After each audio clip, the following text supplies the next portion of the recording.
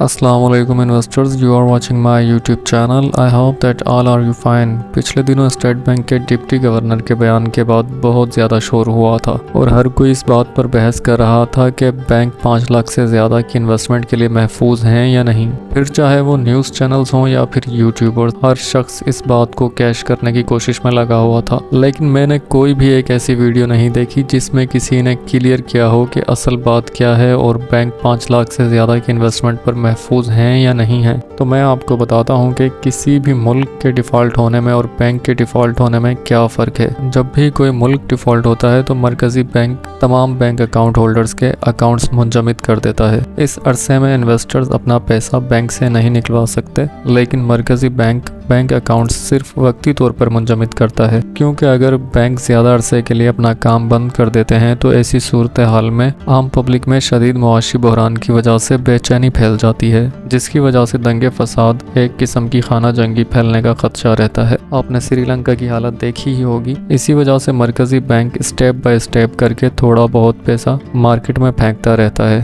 और आहिस्ता आहिस्ता करके जो अकाउंट्स मुंजमद हुए थे इन्हें खोलना शुरू कर देता है, क्योंकि पैसा तो मरकज़ी बैंक ने ही छापना होता है। लेकिन अगर किसी के अकाउंट में 1 करोड़ रुपया रखा है तो वो एकदम ये पैसा नहीं निकलवा सकता। जैसा कि मैंने पहले बताया कि स्टेप बाय स्टेप इन्वेस्टर्स को इनका पैसा मिल जाएगा। ऐसा बिल्कुल भी नहीं होता कि मुल्क डिफ़ॉल्ट होने की सूरत में आपको आपका पैसा ना मिले और वक्ती तौर पर अकाउंट्स मुंजमद ना हो तो फिर डिफ़ॉल्ट मुल्क की करेंसी की कदर मज़ीद गिरना शुरू हो जाती है। इसलिए ये ज़रूरी है कि अकाउंट्स वक्ती तौर पर मुंजमद कर दिए जाएं। अब बात करते हैं बैंक डिफ़ॉल्ट होने की सूरत में क्या होता है। सबसे पहली बात तो आप ये समझ लेंगे, पाकिस्तान में मौजूद तमाम बैंक्स अपनी quarterly balance detail state bank of Pakistan के साथ शेयर करते हैं और अगर कोई भी बैंक इस बैलेंस डिटेल में घाटे की तरफ जाने लगता है तो स्टेट बैंक ऑफ पाकिस्तान 2-3 माह के इंतजार के बाद पहला ऑप्शन जो डिफ़ॉल्ट के करीब बैंक को देता है वो किसी दूसरे बड़े बैंक के साथ मर्ज करने का होता है। यानी कि अगर बैंक मर्ज हो जाते हैं तो जो बैंक किसी डिफ़ॉल्ट के करीब बैंक को ख़रीदता है तो इससे इसका ब्रांच साइज़ भी बड़ा हो जाता है और